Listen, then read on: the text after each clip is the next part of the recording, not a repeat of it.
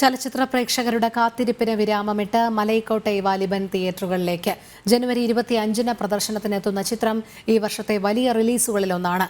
കാലദേശങ്ങളിൽ ഒതുങ്ങാത്ത ചിത്രമാണ് മലൈക്കോട്ടെ വാലിബനെന്ന് മോഹൻലാൽ പറഞ്ഞു.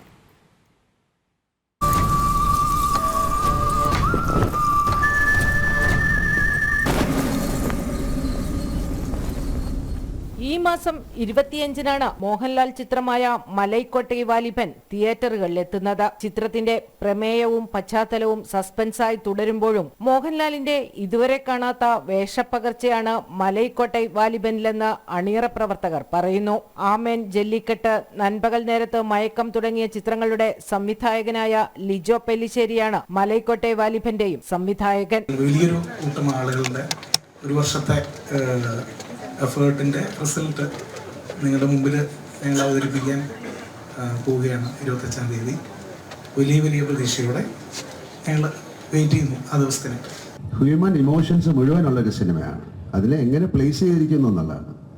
അത് നമ്മൾ സാധാരണ കാണാത്തൊരു ടെറൈനിൽ നമ്മളിപ്പം ഇത് കേരളത്തിൽ നടന്നൊരു കഥയാണോ എന്ന് ചോദിച്ചാൽ അല്ല, ഇതെവിടെ നടന്നാണെന്ന് നമുക്ക് പറയാൻ പറ്റില്ല. ഇന്ത്യയിൽ എവിടെയോ ഒരു സ്ഥലത്ത് അതിന് എത്ര പഴക്കമുള്ളൊരു സിനിമയാണെന്ന് കാലമാണെന്ന് നമുക്ക് പറയാൻ പറ്റില്ല. അതുകൊണ്ടാണ് കാലദേശങ്ങളില്ല എന്ന് പറയുന്നത്. രാജസ്ഥാൻ, ജയ്സാൽമർ തുടങ്ങിയ സ്ഥലങ്ങളിലാണ് ചിത്രീകരണം പൂർത്തിയാക്കിയത്. PS റഫീഖ് സംവിധായകനൊപ്പം തിരക്കഥ രചിച്ചിരിക്കുന്നു. ജനം, കൊച്ചി.